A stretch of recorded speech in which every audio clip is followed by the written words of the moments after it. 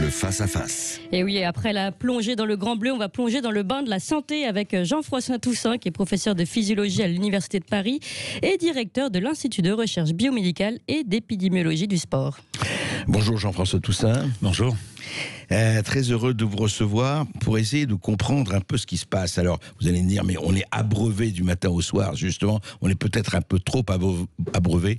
Et entre le bon grain et l'ivraie, il y a quand même de la porosité et c'est pas pour le meilleur.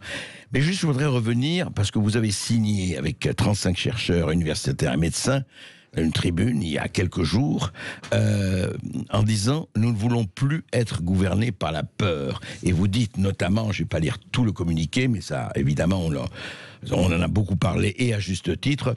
Vous dites « Nous ne sommes pas en guerre, mais confrontés à une épidémie qui a causé 30 décès le 9 septembre contre 1438 le 14 avril ». 1438 au 14 avril, 30 décès le 9 septembre. La situation n'est donc plus tout la même qu'il y a 5 mois. Par ailleurs, si la guerre peut parfois justifier un état d'urgence et des restrictions exceptionnelles de droits et des libertés publiques, ce n'est pas le cas d'une épidémie. Donc, vous savez, le fameux slogan du président de la République, nous sommes en guerre, nous sommes en guerre, nous sommes en guerre, et on l'entend encore maintenant, même s'il n'est pas prononcé.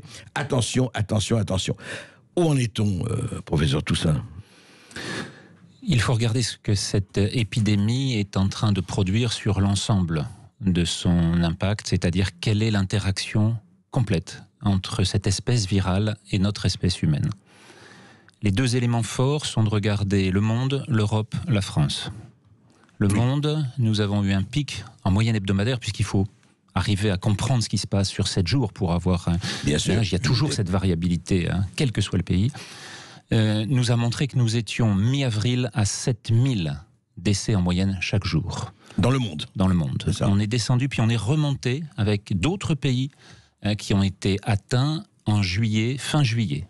Et fin juillet, nous étions remontés à 6000 décès par jour en moyenne hebdomadaire. Nous sommes hier à moins de 5000 décès en moyenne hebdomadaire, c'est-à-dire une diminution de 30%. Et surtout, alors qu'on voit s'installer une courbe en M, premier pic en avril, descente, réaugmentation, deuxième pic fin juillet, et maintenant nous sommes sur la phase descendante de la deuxième branche du M, et donc nous avons une diminution de 30%. Ça, ce sont les données mondiales, établies chaque jour, publiquement, et fournies pour l'ensemble des chercheurs du monde entier. Le deuxième élément de réflexion, c'est celui de l'état des forces européennes. Que se passe-t-il en Europe ? Nous sommes depuis début juillet entre 200 et 250 décès par jour. En Europe, ça. Donc en Europe, oui. Sans réaugmentation, alors qu'on était à 5000 décès mi-avril.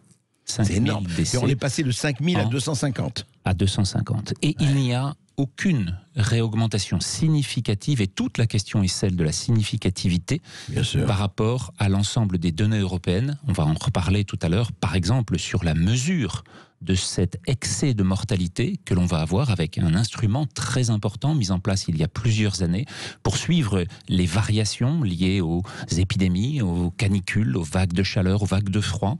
Et cet instrument de surveillance de la mortalité européenne nous dit actuellement qu'il n'y a eu qu'une seule vague, celle de mars-avril, qui a augmenté d'à peu près 115 000 décès surnuméraires par rapport à 2019 et 2018 sur l'ensemble des pays européens, sur donc 2 phases de mars-avril, cette phase de croissance très rapide et de décroissance un peu moins rapide qu'on a connue et qui est valable partout. Alors maintenant, il reste à regarder ce qui se passe en France. On peut dire donc pas de deuxième vague. Il n'y a pas eu de deuxième vague en termes de mortalité actuellement. Le seul élément que l'on voit, et le seul pays européen pour l'instant à le montrer, c'est l'Espagne, qui voit une réaugmentation très lente du nombre de décès, puisqu'ils sont passés de 10 à 20 cas par jour, comme nous, à 60 en moyenne. Mais ce ne sont pas les chiffres de mars-avril. Et ce qu'il faut comprendre, c'est que si cette épidémie est en train de provoquer une phase secondaire, c'est la nature et la vitesse à laquelle est en train de se produire cette deuxième phase. On voit bien qu'il y a une réaugmentation des hospitalisations et des réanimations. Il faut savoir si la démographie des patients est bien la même, si l'épidémiologie reste constante, c'est-à-dire des personnes âgées, des personnes sédentaires, des personnes avec des facteurs de risque métaboliques et cardiovasculaires, obésité, diabète, hypertension artérielle, etc.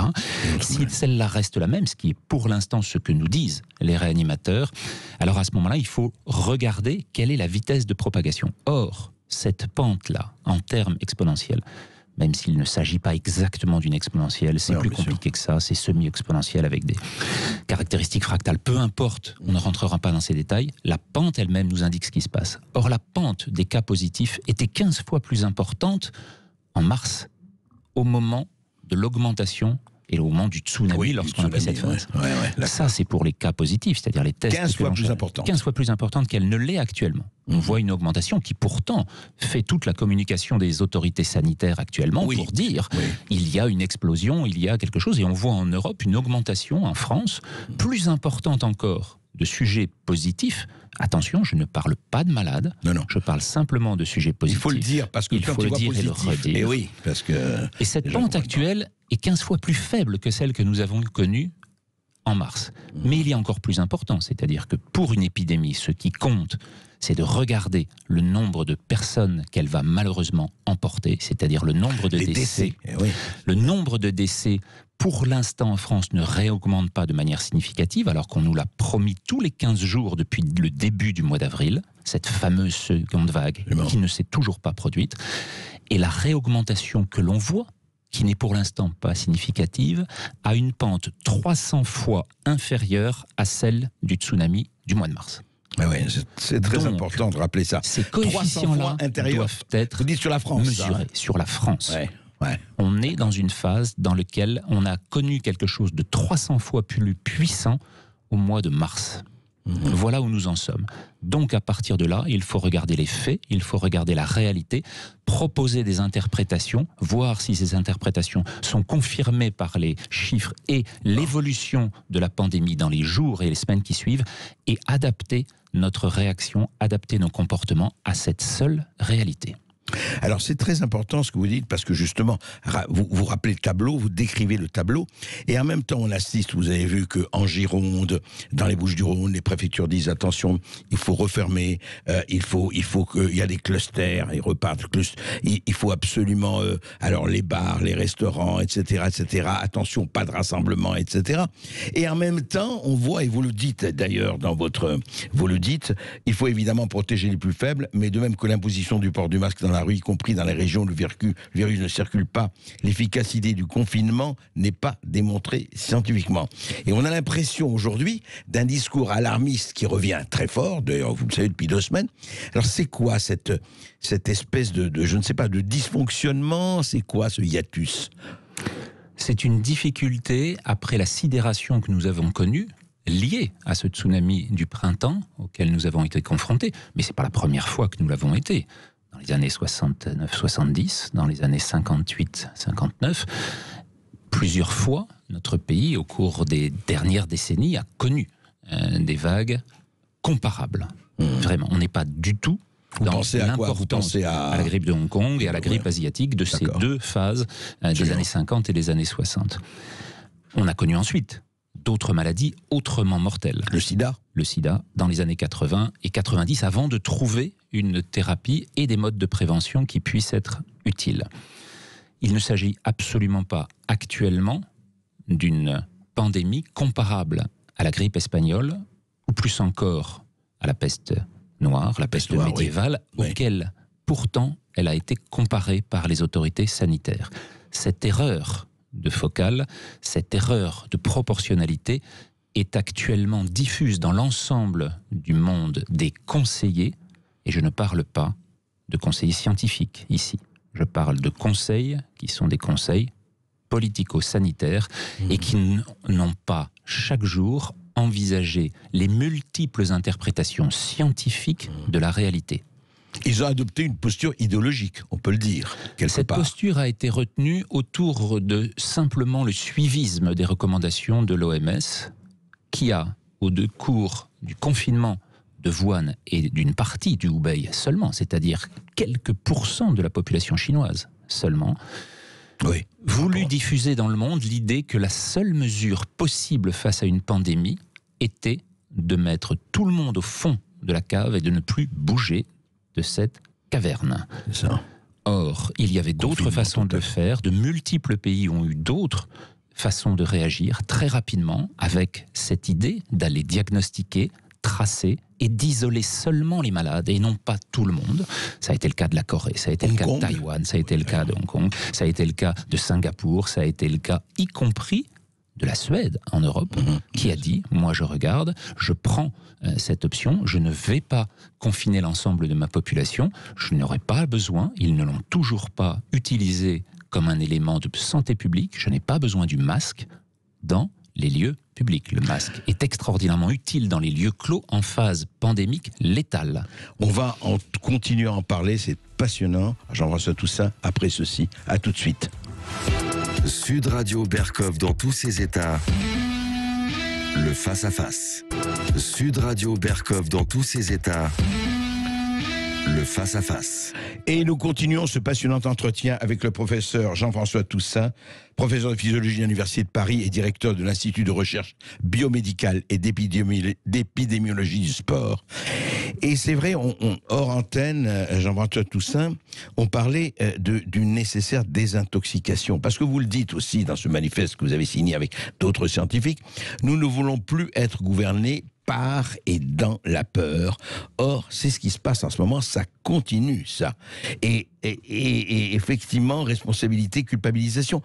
Tout se passe comme si on voulait nous restreindre, je ne dirais pas de plus en plus, mais continuer effectivement au fond de la cave.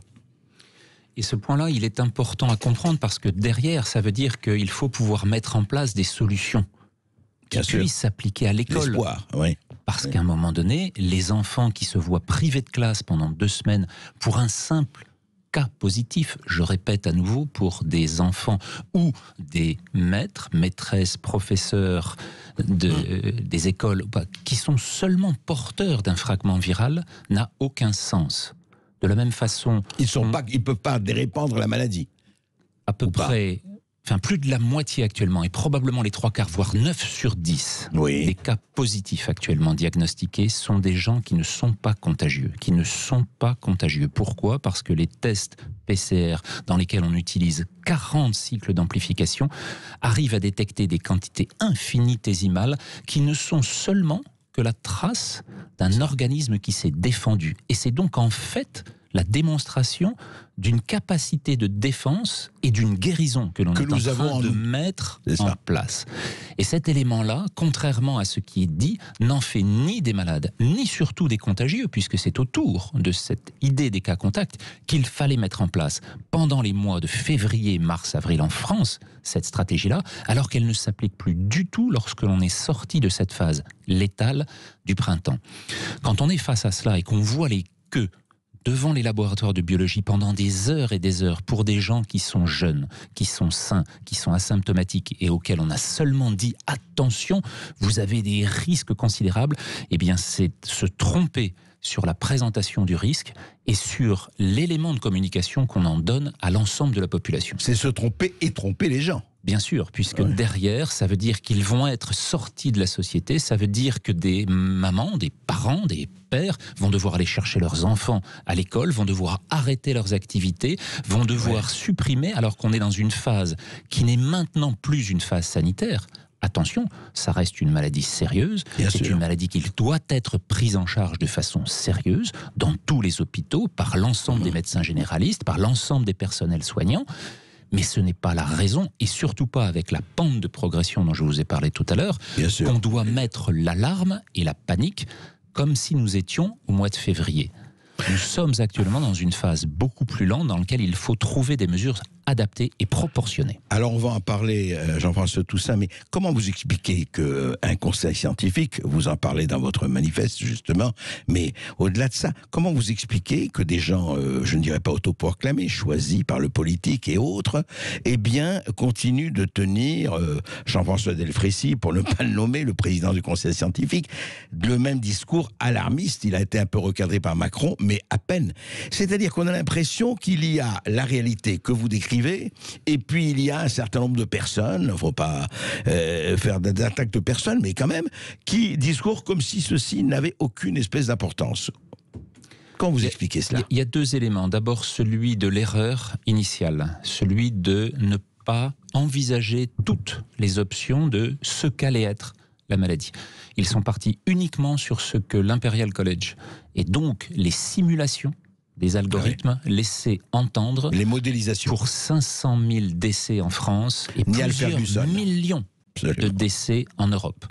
Nous sommes actuellement, comme je vous l'ai dit, à 115 000 décès supplémentaires. Donc l'excès de mortalité actuellement en 2020 est comptabilisé en Europe de façon très claire maintenant à hauteur de 115 000.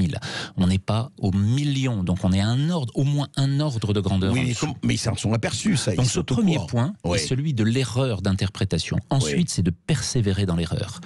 Ne pas envisager qu'il puisse y avoir d'autres éléments que la continuité de ce chiffre de morts proposé aux Français tous les soirs, alors qu'en fait, si l'on avait décrit le nombre de décès quotidiens, on le voyait diminuer à partir du 7 avril. Et donc, on pouvait rendre de l'espoir, de l'espérance aux Français pour se dire, tiens, c'est en train de refluer, on est en train, et nous sommes toujours dans cette phase-là de reflux, à peu près à entre 20 et 40 décès par jour, sur lesquels cette importance du chiffrage quotidien était majeur. Sauf qu'on a voulu montrer que cette épidémie ne cessait d'augmenter. Et puis le dernier point, c'est qu'une fois que l'erreur était là, et la persévérance dans l'erreur, maintenant, celle de l'efficacité du confinement dont on a dit qu'il avait prévenu 60 000 décès. Oui, il disait ça a sauvé 65 000 personnes. Ce qui est totalement faux. On a démontré cet élément qui se basait sur 8 points seulement, sur 8 chiffres sur une semaine. Et ces chiffres-là étaient totalement falsifiés et donc on n'a aucune certitude de l'importance de l'épidémie. Et ce qu'il y a surtout, c'est que l'université d'Oxford a démontré que dans le monde entier, il n'y avait aucun lien entre l'importance du confinement et la réalité de la mortalité pour chacun des pays qui ont défini des cas. Alors, je répète ma question, pourquoi ? C'est-à-dire pourquoi, encore une fois, alors je ne vais pas vous transformer en psychanalyste, mais quand même, ou en psychologue, Jean-François Toussaint, mais quand même, c'est perseverare diabolicum, et on a l'impression aujourd'hui que, encore une fois, chez certains, ça continue, et ça continue, parce qu'après on va parler de comment s'en sortir, effectivement, qu'est-ce qu'on doit faire, à votre avis, mais il y a quand même quelque chose qui est là, et vous dites, effectivement, vous parlez du conseil, et vous dites, attendez, virez-le, car virez-les.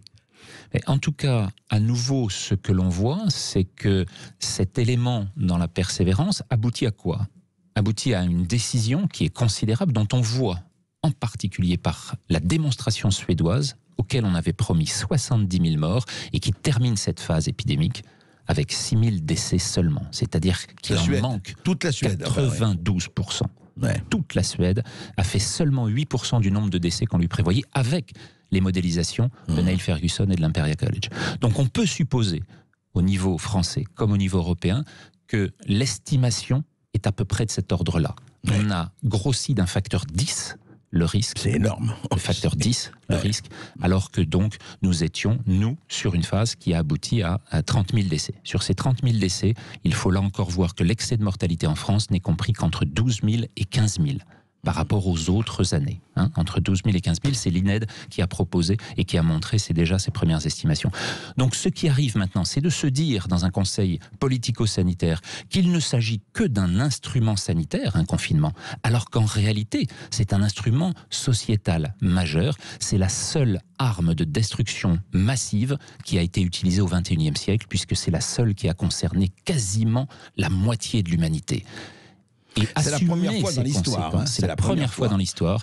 Et assumer ces conséquences n'est absolument pas facile et l'hypocrisie qui était actuellement donnée pour dire que ce confinement a marché alors que ce n'est pas prouvé sur le plan sanitaire et de refuser d'assumer les conséquences socio-économiques que l'on va maintenant voir se dégager et qui vont concerner non pas comme d'habitude les conseillers qui sont assis sur leurs certitudes, mais les jeunes générations qui, elles, vont devoir ramer pour pouvoir se former, pour pouvoir raccrocher une économie en perte de vitesse, pour pouvoir trouver des emplois, pour pouvoir avoir les moyens de leur autonomie, pour pouvoir avoir les moyens de leur espérance. Si on n'est pas capable d'assumer ça, alors à ce moment-là, on continue à faire croire à une crise sanitaire qui n'est plus présente. On se retrouve après les informations avec le professeur Toussaint et avec vous, auditeurs de Sud Radio. Il faut vraiment remettre les points sur les i, remettre les pendules à l'heure. C'est ce que je pense que nous sommes en train de faire. Vous pouvez d'ailleurs interpeller Jean-François Toussaint, professeur de physiologie à l'Université de Paris et directeur de l'Institut de recherche biomédicale et d'épidémiologie du sport. Vous l'interpellez, vous nous appelez au 0826 300 300. Oui, entre la peur et l'espoir, où en sommes-nous? Effectivement, nous en parlons avec Jean-François Toussaint et nous vous donnons bien sûr très vite la parole, auditeurs de Sud Radio, parce que vous êtes très nombreux à nous appeler et surtout parce que vous avez des arguments qui tiennent aussi. Juste un mot, justement, on a reçu cela tous les jours, nous dit un internaute, plus de 400 morts du cancer, 380 morts de maladies cardiovasculaires, tous les jours. Là, et vous avez remarqué qu'on ne parle plus des autres maladies, en tout cas depuis 4 à 5 mois, c'est que ça n'existe plus, c'est fini, le cancer a disparu, les crises cardiaques ont disparu. Évidemment, ça ne veut strictement rien dire. Mais justement, professeur Toussaint, on s'est focalisé, et à juste titre, sur le Covid-19, mais en martelant ce message, vous nous l'avez très très bien décrit, mais est-ce qu'aujourd'hui, il n'est pas le temps quand même de commencer à changer de focale, et vraiment changer de focale? Oui, ça va être important parce que d'une part, et cet auditeur le mentionne bien, on va voir la mortalité des autres causes réaugmenter. Il y a une saisonnalité de la mortalité qui fait qu'on passe fin août des valeurs les plus faibles, 1200, 1300 décès chaque jour, des autres causes. Des autres causes, oui. Jusqu'à 1800 à la fin du mois de janvier, c'est-à-dire au cœur de l'hiver, au moment où il fait le plus froid. Et donc, on va avoir une augmentation de la mortalité spontanée, naturelle, sur l'ensemble de ces causes. Et Dieu sait si elles sont importantes pour les causes de cancer, les causes des maladies cardiovasculaires. Mais plus encore, ce que l'on voit, c'est que les effets du confinement, qui effondrent l'économie et qui effondrent les échanges monétaires, ont aussi retiré 30 à 40% des moyens de financement de la recherche. Tous les appels aux dons qui ont été faits depuis le début de cette épidémie ont montré des reculs énormes sur lesquels la recherche, sur lesquels la compréhension et sur lesquels l'exploration autour des autres maladies n'a pas été faite. Donc on a des effets qui ont augmenté, 200 décès supplémentaires juste autour de Paris, juste pour le mois de mars et d'avril, 200 décès supplémentaires de morts subites de gens qui n'ont pas osé appeler le 15 par peur au moment de l'épidémie. Et ça se prolonge maintenant sur les défauts pour les prises en charge de cancer, les chimiothérapies mises en retard, qui vont avoir des effets avec des augmentations de métastases, de récidives sur les cancers du sein, sur les cancers du côlon, etc. Tous ces points-là montrent que nous sommes dans un retard qui ne cesse de s'accumuler. Et ces malades n'osaient pas à l'hôpital, on dit il n'y a pas de place, c'est le Covid. Le Covid d'abord, le Covid toujours, et je ne veux pas arriver au stade où on a dit que certains morts, on les comptabilisait sur le Covid, parce qu'il y a eu ça aussi. Vous savez. La question sur les décès, en particulier dans les maisons de retraite, sur les cofacteurs liés à des maladies comme la maladie d'Alzheimer, très évoluée, sur les stades terminaux de certains, posera bien la question de savoir à quoi il faut attribuer un décès dans ces conditions. C'est pourquoi ce que dit l'Institut national des études démographiques divise par 2, grosso modo, la valeur du nombre total de décès attribués actuellement. On n'est pas à 30 000 décès, on est à 15 000, 12 000 à 15 000 décès supplémentaires. Absolument. Alors justement, on va en parler avant de donner la parole aux auditeurs, Clémence. Thibault, on va écouter ce que disait hier, juste parce qu'il y a eu toutes ces fameuses études, vous savez, qui disaient, mais oui, ça va, ça ne va pas, etc. Et évidemment, le Lancet, la Bible et l'Évangile, effectivement, de la pensée scientifique en principe. Et voici ce que disait hier, dans son audition au Sénat, notamment, le professeur Didier Raoult. Je ne vois pas comment on aurait pu avoir un débat serein quand, en espace d'une demi-journée, le ministère et l'OMS s'est mis à dire on interdit partout l'hydroxychloroquine parce que ça tue les gens, pour un papier qui a été retiré 3 semaines après. Parce que c'était une bande de pieds nickelés qui avait écrit ce truc dont personne ne savait d'où il sortait. Donc c'est pas moi qui raconte des bêtises quand même. Enfin, au bout d'un moment, il faut revenir sur Terre, c'est pas moi qui raconte des bêtises. Hein. Qu'on puisse penser, qu'on puisse avoir la pensée que ce truc est vrai.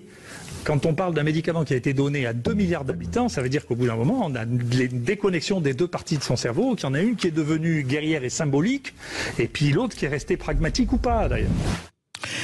Alors justement, il y a eu cette espèce d'extraordinaire, vous savez, les études, d'ailleurs Olivier Véran, le ministre de la Santé, c'est basé sur l'étude du Lancet pour interdire l'hydroxychloroquine, mais au-delà de ça, effectivement, il y a eu, et c'est aux scientifiques et aux médecins et aux professeurs que je m'adresse, Jean-François Toussaint, il y a eu un ressenti quand même, on se disait au moins, bon, les médias, on en pense ce qu'on veut, la politique, il y a beaucoup de choses à dire, la justice, etc., les pouvoirs, les députés, mais au moins il y a la science, il y a les médecins. Et là, il y a eu quand même une espèce de, en tout cas chez certains, de délire, de contradiction, qui n'a pas arrangé les choses.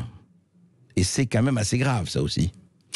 C'est grave, et puis ça fait partie de ce que sont les histoires humaines. La science n'y échappe pas, elle est faite de scientifiques, femmes et hommes, qui sont confrontés à leurs espoirs, à ce qu'ils placent dans leurs intuitions sur la démonstration qu'ils veulent en faire.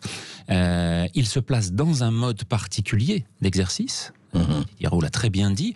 Au début, les conditions particulières ont fait qu'il fallait enclencher une partie de l'orientation thérapeutique dans l'urgence, mais en même temps, il y avait un certain nombre de méthodes qui pouvaient être assurées. À la fin de l'épidémie, on ne saura pas faire le tri entre l'ensemble de ce qui aurait été fait. On n'aura plus de certitude sur la réalité.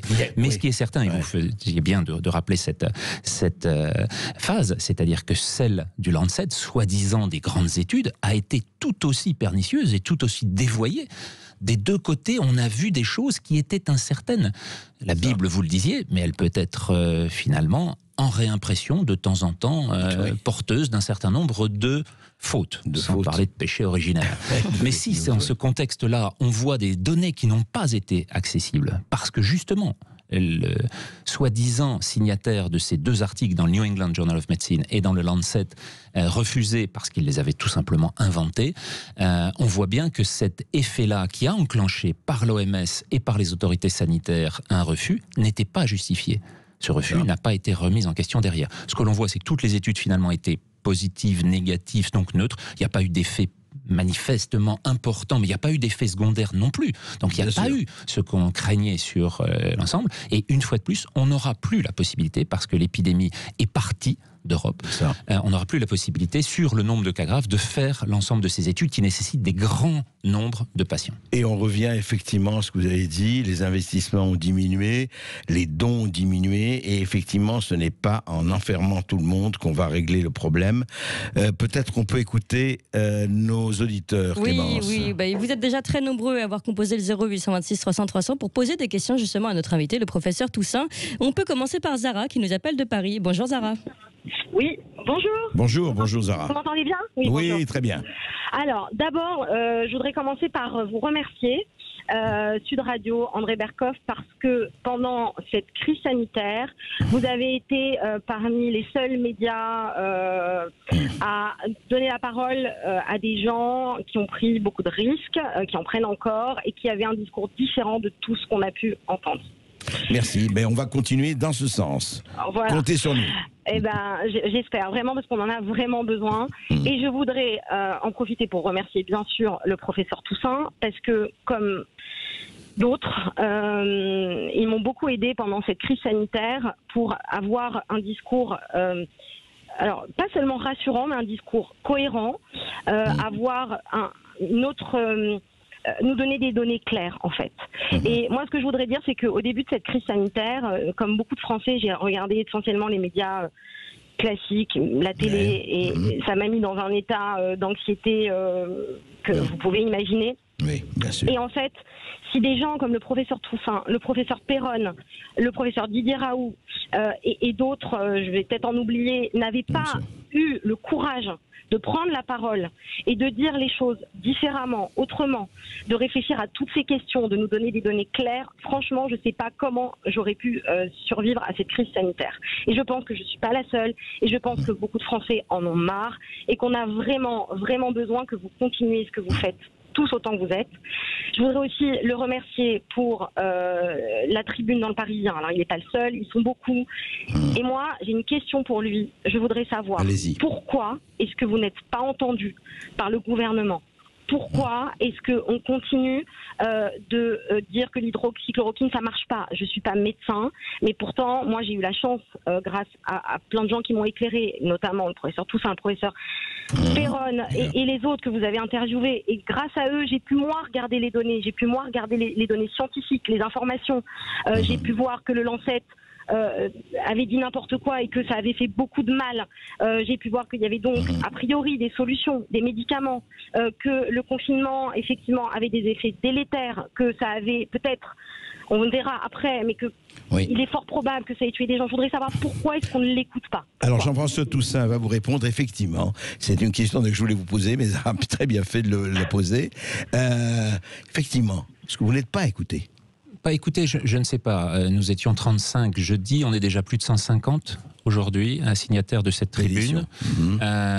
Et donc, on voit que cette réflexion que vous partagez, Zahra, est effectivement un des éléments importants pour remettre la réalité au cœur de notre quotidien et d'avoir cette question posée sur comment interpréter cette évolution du réel. Je ne sais pas si je ne suis pas écouté. Ce que j'ai vu vendredi néanmoins, c'est que le ministre de la Santé, qui devait s'exprimer sur des mesures très difficiles, exigées quasiment par le Conseil scientifique le mercredi soir, finalement n'a pas pris la parole et que c'est le Premier ministre qui l'a prise à 17h30 vendredi soir pour annoncer un certain nombre de choses qui n'étaient pas de l'ordre de l'extravagance, de ce à quoi on pouvait s'attendre compte tenu de la pression qui était mise par le président du Conseil scientifique. Et donc je vois, moi, que le fait de renoncer à un nouveau confinement global, qui était une folie absolue compte tenu de conséquences parce qu'il était que l'on voit du premier. Il était presque demandé, il était en tout cas sur la table, et chaque fois de redire, c'est pas certain qu'on l'exclue totalement, ça veut dire que ce maintien dans la tension était une forme de persévérance dans l'erreur, là encore.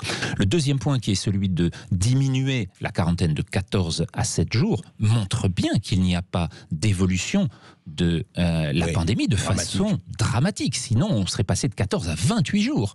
Quelque chose qui aurait montré l'inverse. Le Premier ministre, 8 jours avant, avait quand même dit « il n'y a pas là de quoi s'affoler ». Il me semble que c'est ce que le premier d'entre nous, le président de la République, a redit jeudi. Les conseillers conseillent, les gouvernants gouvernent. Et le dernier point, c'est le fait de dire, à partir de là, nous allons recentrer sur les malades et il faut trouver des tests efficaces qui répondent rapidement à la détection des malades contagieux. Or ça, nous avons encore beaucoup à travailler pour pouvoir le faire. Eh bien, ce sera effectivement, on va attendre ça et on va continuer après une toute petite pause. Et continuez de nous appeler aussi au 0826 300 300. Faites comme Zahra, posez des questions parce que nous, justement, on parle du réel sur Sud Radio et on parle le vrai. À tout de suite. Sud Radio Berkov dans tous ses états. Et André Berkov est toujours dans tous ses états avec son invité, le professeur Jean-François Toussaint, professeur de physiologie à l'Université de Paris et directeur de l'IRMES. Et puis vous êtes là, vous aussi, qui nous avez appelé au 0826 300 300. On donne tout de suite la parole à Didier qui nous appelle des Hauts-de-Seine. Bonjour Didier. Oui, bonjour. Oui, bonjour André, quel plaisir de vous retrouver. Et bonjour au professeur Toussaint. Alors j'avais 2-3 questions en une, on va dire. Allez-y. Qu'en est-il, professeur Toussaint plutôt, est-il au courant du SPLIF, vous savez le fameux organisme qui a attaqué professeur Raoult? Ah oui, la société pathologie infectieuse française. Et qui aurait touché 800 000 euros de subvention de Gilead, du labo, comme par hasard. Pourquoi n'entend-on plus Salomon et Lacombe, les deux maléfiques? C'est pas une suspension très ironique, bien sûr. Et j'ai une question très importante aussi, dont personne ne parle. Le professeur Toussaint est-il au courant du vaccin anti-polio appliqué au Soudan et qui aurait provoqué un taux de mortalité extraordinaire? Anti-polio, vous dites, c'est ça? Oui, il y a une vaccination... récente Ah oui, c'est récent, parce que moi je suis abonné à plusieurs sites sur Internet. Il y en a un qui s'appelle Résistance Républicaine, que vous devez connaître, avec Christine Tazin, qui n'ont jamais été attaqués ni démentis. Et apparemment, il y a un labo américain qui aurait lancé une campagne un vaccin anti-polio au Soudan, et il y aura un taux de mortalité extraordinaire. Eh bien, écoutez, Jean-François Toussaint va vous répondre. Oui, merci. Alors, sur les 3 questions sur la Société francophone de langue française sur les maladies infectieuses, je ne connais pas les détails, ni l'appel, ni qui sur le plan juridique, de toute façon, est lancé. Donc là, il faut voir comment la justice proposera, instruira et prendra sa décision sur ce contexte. Pour le directeur général de la santé, il faut lui poser la question directement. Pourquoi il n'apparaît plus actuellement, quand même, hein. Oui. Bien sûr, mais je n'en ai pas non plus l'explication. Enfin, le 3e point sur le vaccin vivant atténué de la polio.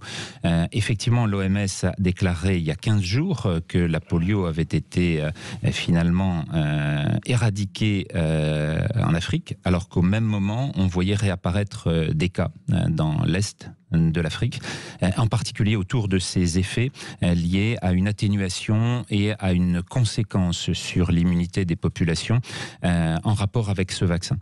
Cet élément-là nécessite d'être suivi, d'être extrêmement encadré et doit faire l'objet, là encore, de publications qui ne sont pas récentes. On a ce problème qui a été levé très tôt et là encore, on voit des évolutions qui ne permettent pas tout à fait le chant de gloire qui a été entendu il y a 15 jours. Je voudrais justement poser une question sur l'OMS. Vous avez vu qu'on a beaucoup parlé de l'OMS, on va pas faire l'émission là-dessus, et très contesté, etc. Effectivement, les donateurs de l'OMS et autres, on a vu que l'Amérique s'est retirée, bon. Mais l'OMS vient de faire des recommandations, attention justement par rapport à, peut-être pas deuxième vague, mais attention, on revient, redoubler de vigilance. Vous avez vu que depuis 48 heures, l'OMS émet des signaux d'alarme. Et en particulier vis-à-vis de l'Europe.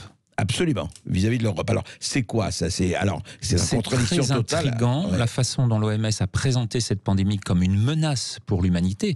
Et là encore, une menace pour l'humanité, ça veut dire c'est l'équivalent de la peste noire, auquel un certain nombre d'autorités sanitaires, vous en parliez tout à l'heure, monsieur, l'ont comparé.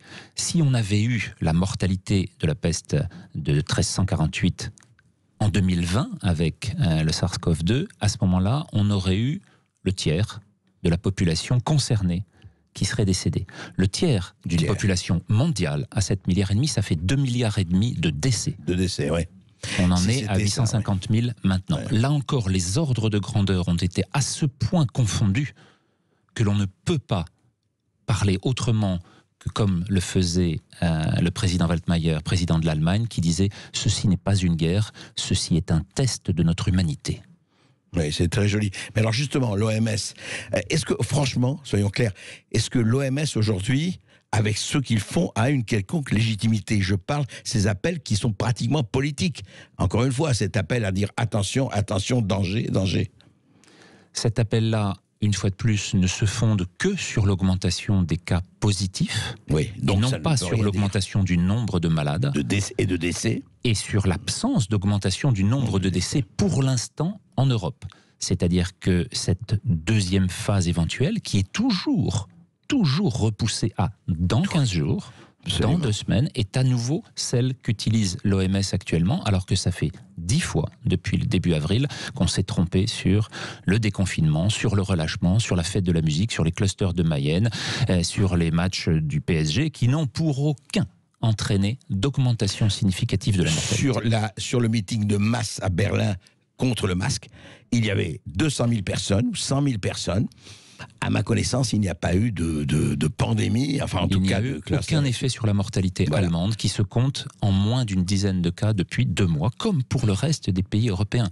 Donc on voit bien que cet élément-là, qui reste pourtant le curseur majeur sur lequel il faut pouvoir comprendre l'évolution et les anticiper, et comprendre aussi ce que sont les choix qui sont faits, par exemple pour les hospitalisations, pour la réanimation. Bruno Megarban, qui est le directeur et le chef de service de réanimation à la Riboisière, nous disait cet été, 40% des personnes en réanimation étaient des personnes qui revenaient, des personnes qui ont la nationalité française et une autre nationalité, qui revenaient de l'extérieur, donc qui étaient contaminées en dehors du territoire français. Ouais, c'est ça. Comment sommes-nous actuellement? Quelle est l'épidémiologie? Il faut la décrire honnêtement pour pouvoir savoir dans quel sens évolue. toujours vérifier, toujours la science, toujours vérifier. Un autre, peut-être... Oui, une auditrice, Marie, qui nous appelle de Lyon. Bonjour Marie. Oui, bonjour. Bonjour, vous m'entendez bien? Très bien, Marie. Alors, déjà, pour éviter de répéter tout ce qu'a dit Zara au tout début, merci pour tout. À l'inverse d'elle, je n'ai pas la télé, donc heureusement, je n'ai pas excusez-moi l'expression, les merdias comme diffusion, mais aussi bien le docteur Toussaint comme le professeur Perron, etc. Merci pour votre message. Bref, j'ai une question déjà, c'est allez-y. Finalement, justement, vous parliez de l'OMS, Monsieur Berkoff, mais que pensez du coup que pense le docteur Toussaint et des données diffusées par l'OMS, l'INSEE, etc. Parce qu'on voit qu'on remet beaucoup en parole finalement pour certains, on va dire chroniqueurs ou personnes qui parlent, par exemple, dès que, comme le monsieur Oberton, je crois, qui a écrit Orange Mécanique, tout de suite on remet en cause ces données. Mais du coup, sur la violence. Comment, voilà, c'est ça, oui. Comment croire, ce que vous dites, Marie, en fait, comment croire aux données, comment faire confiance aux données qu'on nous présente. Mais surtout telles que l'OMS ou l'INSEE, par exemple, qui sont des institutions, ou même, par exemple, l'ANSET, par exemple. Effectivement, quand on n'est pas scientifique, Jean-François Toussaint, quand on est effectivement citoyen lambda comme nous, etc., on reçoit, voilà, l'INSEE, on se dit, bon, l'OMS, institution, l'ANSET, institution, etc. Et puis on découvre que il y a quelque chose de truqué au royaume du Danemark. Qu'est-ce qu'on fait? Qu'est-ce qu'on peut faire? C'est effectivement une très grande difficulté, trouver la bonne façon d'interpréter les données. D'abord, il faut avoir une diminution de l'incertitude. Je ne parle pas de certitude. On voit avec le temps, quand on améliore des systèmes de recueil des données, on voit progressivement se réduire l'incertitude autour de ces données. On le voit actuellement quand on étudie chaque pays au jour le jour, comme nous le faisons depuis 6 mois dans notre institut. On voit cet impact-là qui va donner, selon les pays, selon la qualité de leur système, des valeurs très improbables, très différentes, très grevées d'une incertitude ou pas, selon cette qualité. On a des groupes de pays dans lesquels on a plus confiance, d'autres sur lesquels on sait que la latitude est un peu plus grande. Néanmoins, à l'intérieur de tout cela, on sait que progressivement, dans ce brouillard, un certain nombre de grandes fonctions se retrouvent. Celle de l'évolution pandémique, celle de la forme de la vague. La forme, c'est la signature là, de cette pandémie qui est importante. Celle d'éventuelles reprises, par exemple en Nouvelle-Zélande ou en Australie, qui sont des cas de réimportation. Et le point majeur que l'on comprend du coup de ces îles, en particulier de Nouvelle-Zélande, c'est que le virus ne devient pas endémique. C'est-à-dire qu'une fois qu'il s'est propagé dans la population, qu'il a atteint l'ensemble de ses cibles potentielles, alors à ce moment-là, il n'arrive plus à se maintenir. Il n'a pour l'instant pas évolué dans une forme endémique qui permettrait à ce moment-là d'avoir, comme la tuberculose par exemple, comme le sida, d'avoir un entretien constant. On ne le voit pas, il faut absolument réimporter un cas pour pouvoir voir une deuxième bouffée épidémique. Donc tous ces éléments-là sont importants, il faut avoir les clés, elles ne sont pas simples, ça c'est clair, mais il faut surtout mettre tout cela de façon transparente sur la table et oser les confronter à ces différentes interprétations, ce que tout le monde n'a pas fait. Ouais, et c'est ce que nous essayons de faire nous-mêmes. À tout de suite après cette petite pause. Sud Radio Berkoff dans tous ses états. Et André Berkoff est toujours dans tous ses états avec son invité, le professeur Jean-François Toussaint, professeur de physiologie à l'Université de Paris et directeur de l'IRMES. Et puis vous êtes aussi très très nombreux à avoir composé le 0826 300 300 pour poser justement des questions à notre professeur Toussaint qui est avec nous. Et bien c'est le cas aussi de Marie qui nous appelle de Lyon. Bonjour Marie. Oui, bonjour. Marie. Alors Marie n'est pas là pour le moment. On ne l'entend pas. Allô? Oui, Marie. Oui, bonjour. C'est parce que j'appelle d'Avranches. C'est pour ça que je ne suis pas reconnue en tant que lyonnaise. C'est Avranches, c'est pas lyonnaise. Oui, non, rien à voir. Marie, on vous écoute.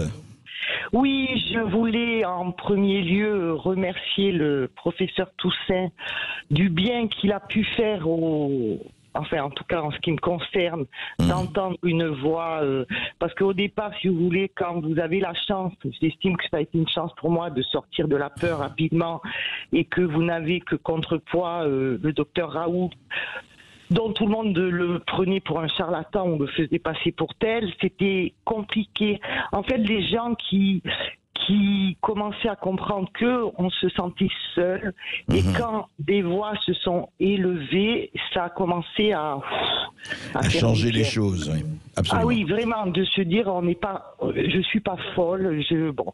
Et moi, je voulais soulever un point, et ça, c'est ce qui m'a le plus traumatisé depuis le début. Oui. C'est le dégât de cette crise sur le plan humain, que je trouve mais vraiment catastrophique. Je vais vous donner un exemple. Allez-y. Le cas d'un couple, 88 et 91 ans, pas d'enfants, donc ils ont partagé 60 ans de leur vie. Le monsieur a été placé en EHPAD. Oui. Pour un cas positif dans l'EHPAD, je dis bien positif. Ah oui, et un seul, oui, positif, et pas malade et pas contagieux. Oui, j'ai bien fait préciser, pas malade.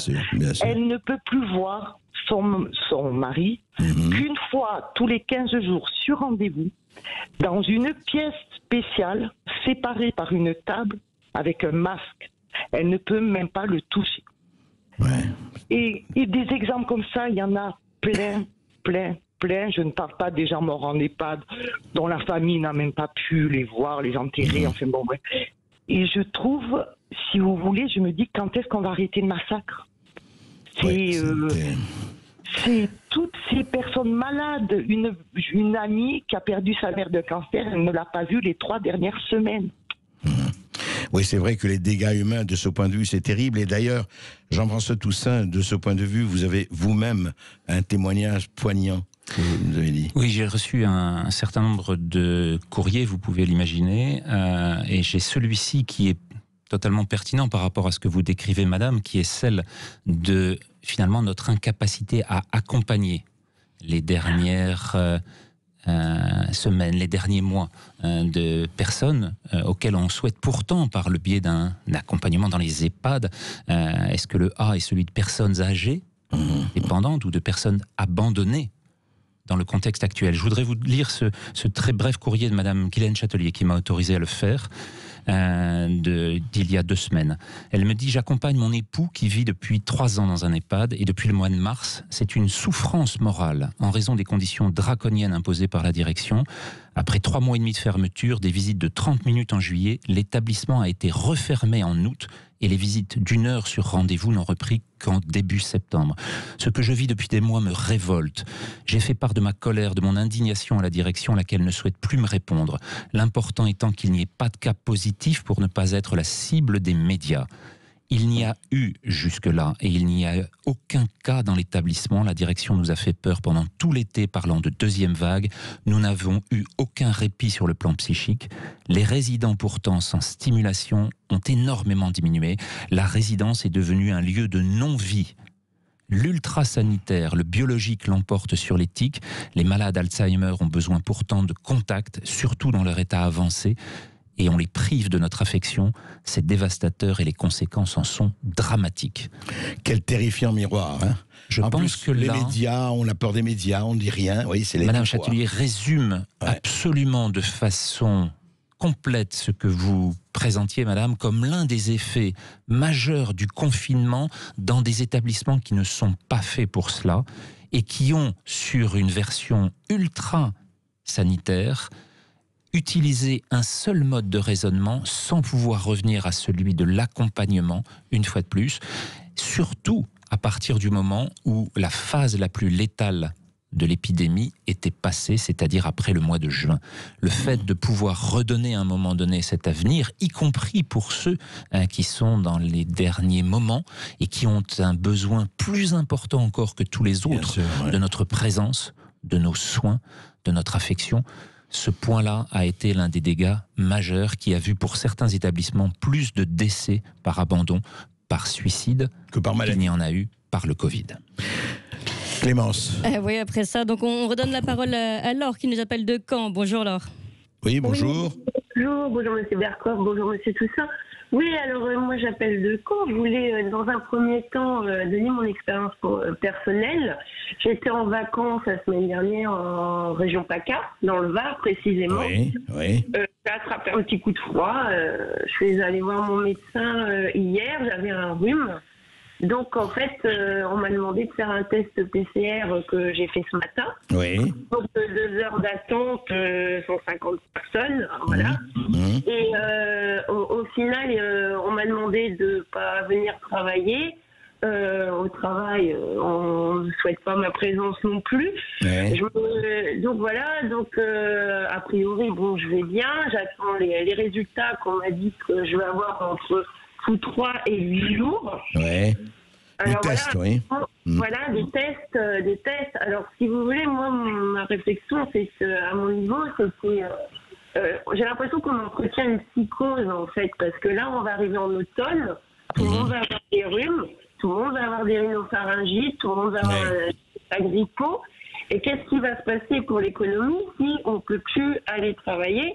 Parce qu'on tousse ou parce qu'on a un rhume. Exactement, parce que c'est mon cas là tout de suite, parce que je reviens de région PACA. Moi, je suis j'ai la chance de pouvoir vous écouter à Caen, mais voilà, sur Internet. Oui. Et si vous voulez,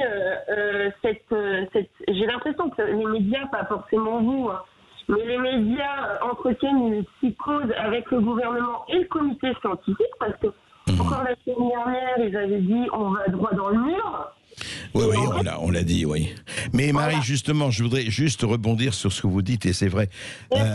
Oui. Une seconde, reste avec nous, les Marie. Non, Jean-François Toussaint, effectivement, est-ce qu'il n'y a pas ce risque-là qu'on va tomber dans l'automne, mais effectivement, ce que disait Marie, il va y avoir des grippes, des rhumes, et on sent ça. Moi, je vois parmi hier quelqu'un qui tousse. Dès que quelqu'un tousse, vous savez, les gens se retournent et c'est presque s'il avait fait un acte absolument obscène ou d'exhibitionnisme dans la rue.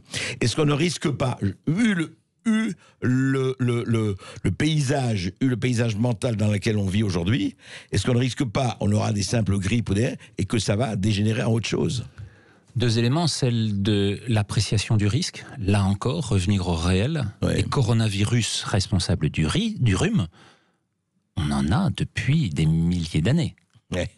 Ceux-là sont ceux qui n'ont justement, un certain nombre de publications de Singapour et de la Suède, de Karolinska l'ont montré, qui nous donnent une immunité naturelle, préexistante au SARS-CoV-2. Donc ceux qui avaient déjà une immunité forte contre les coronavirus ont eu plus de chances de se défendre. Ça, c'est un premier point. On voit bien que cette question de l'immunité collective, de l'immunité naturelle, de l'immunité sérique apprise est au cœur de notre capacité de défense. Le deuxième point, c'est celui qui fait que, sur le plan sociétal, on va se trouver dans un drame absolu si on demande à chacune des écoles, à chacune des entreprises, comme la vôtre, madame, d'arrêter tout contact alors que vous avez simplement eu, pour 24 heures, un écoulement nasal sans autre risque de contamination, sans autre effet secondaire. Là, à ce titre, la communication gouvernementale sur le dernier clip qui a été montré, à nouveau montrant la responsabilité des jeunes générations sur l'aggravation de leur grand-mère, est inique. Terrifiant. Ce clip est immonde. Ce point ne devrait absolument pas être maintenu sur les télévisions actuellement. Je suis d'accord avec vous. Et le dernier point, par contre, c'est qu'on a un élément qui permettrait de pouvoir trouver une situation qui, par rapport à la grippe, qui elle aussi va se trouver en concurrence avec le virus circulaire, qui est simplement la vaccination. Donc là, oui, bien sûr, il faut avoir une campagne de vaccination la plus large possible. On sait qu'elle n'est pas complète, qu'elle n'est pas totalement efficace, mais au moins sur cet aspect-là, on aura un aspect de réduction. Et ensuite, il faut revenir, communiquer, dire ce qu'est la réalité de cette maladie et non pas le fantasme auquel on s'attarde actuellement sur de simples élévations du nombre de tests positifs pour dire, voilà, actuellement, nous en sommes à une létalité 100 fois inférieure. Comment vivons-nous dans ce risque? Et ça, personne ne le dit au gouvernement et personne ne le dit au conseil scientifique. Vous le dites, un certain nombre, effectivement, de scientifiques et de chercheurs le disent, heureusement, mais les autres, ils observent de Conrart le silence prudent, comme on dit. On retourne au standard, on donne la parole à Eric qui nous appelle de Paris. Bonjour Eric. Bonjour madame. Oui, bonjour Eric. Bonjour André Berkoff, écoutez, toujours bravo pour vos émissions. Merci au professeur Toussaint, et on pourrait y agréger le professeur Touraine et le professeur Raoult, qui au moins, pour eux trois, c'est la parole du bon sens. Alors effectivement, j'entendais un petit peu ce qui se disait. Oui, le gouvernement joue la psychose, sans doute, parce que, ayant été dans l'erreur dès le départ, depuis donc comment ça s'appelle, ces articles dans l'Imperial College, etc., qui avaient déjà fait des erreurs auparavant, c'est clair. Je pense qu'ils auraient dû quand même, au gouvernement, ils ont des têtes pensantes, de dire mais attendez, il a quand même fait des erreurs, essayons d'avoir d'autres sons de cloche. Bon, il y a eu des erreurs de logistique, il y a eu des erreurs, il y a eu des mensonges, et ça c'est ce que je ne pardonnerai pas. Moi, ce gouvernement, c'est sur les masses, c'est sur le mensonge. Et ensuite, si vous voulez, de tout ça, moi je vois que cet impact du confinement a été très fort sur les personnes. Moi, à titre personnel, si vous voulez, là je parle à titre personnel, j'ai un parent qui avait un cancer du sein, bon, peut-être pas très important ou autre, il était donc suivi à l'hôpital Tenon. Cancer, oui. Voilà. Eh bien, finalement, on lui a dit, on ne peut pas, on verra ça plus tard, ce qui lui a gâché toutes ses vacances d'été. Bon, j'ai un mariage prochainement. On met des règles sanitaires à ne plus savoir qu'en faire. Alors, il suffit peut-être tout simplement de dire aux gens de faire attention, etc., etc. Et puis, sur le plan économique, ça va être une vraie catastrophe pour tous ces jeunes qui rentrent dans le travail. Et je trouve que réellement, alors je ne parlerai pas parce que j'habite Paris, qu'on voit ces files d'attente qui sont absolument ridicules. Et ce gouvernement, du début jusqu'à la fin, pourtant ils ont des hauts fonctionnaires autour d'eux, etc. Ils auraient mieux fait d'employer des militaires. Ils ont un problème de logistique qui est abyssal. Abyssal. On n'arrive pas à comprendre comment on peut en arriver à cette histoire-là, et on continue aujourd'hui pour que la France se relève de tout cela. Ça va être impossible. Alors effectivement, j'entendais vos différents interlocuteurs. Il faut que des professeurs comme le professeur Perron, Toussaint et autres prennent la parole. Mais malheureusement, j'ai l'impression, alors c'est très bien l'article qui a été fait, la pétition qui a été lancée, mais malheureusement, je pense qu'il faut faire plus et davantage pour dire stop. Alors le gouvernement a peut-être mis un peu la pédale douce, mais je pense qu'il faut encore en faire plus, parce que ce gouvernement est fautif, a prouvé son incompétence totale et son mensonge. Alors justement, en faire plus, évidemment, chacun fait ce qu'il peut et puis chacun travaille, effectivement. Maintenant, c'est aussi aux citoyens de prendre ses responsabilités. Je crois que c'est à nous tous de prendre nos responsabilités. Le chercheur cherche et il essaie de trouver. Effectivement, le gouvernement, s'il est politique, a besoin effectivement de tracer un cap, ce qui a effectivement pas toujours été le cas. Mais en fait, tout ce dont vous avez parlé, Jean-François Toussaint, cette clarté, pas obscure clarté, cette clarté. Est-ce qu'aujourd'hui, effectivement, est-ce que ce cap peut être corrigé? Vous avez dit d'ailleurs que le Premier ministre a parlé autrement. Peut-être qu'ils ont enfin compris, peut-être qu'ils vont aller vers un devoir de clarté. C'est plus qu'urgent, c'est essentiel. Peut-être, il faut en tout cas l'espérer. Ce qui me paraît le plus important derrière l'ensemble de ces évolutions-là, c'est celle effectivement de la cohérence et celle de la pédagogie. Cela n'a pas été fait pendant les 6 mois de cette épidémie. Il faut revenir à l'explication claire de ce qui se passe, des paramètres qui sont en jeu, que ce soit sur le risque individuel et aussi sur le risque collectif, sociétal auquel nous sommes confrontés. Il faut l'expliquer, il faut dire où est la direction qui nous permet d'envisager un certain nombre de récupération, de retour à des capacités antérieures. Il faut éviter cet écroulement dont parlait le Premier ministre précédent, auquel on se trouve confronté maintenant. Et il faut, à partir de là, retravailler ensemble sur des solutions. Mais on ne pourra le faire que si l'on explique les choses et si on le fait œuvre de pédagogie claire.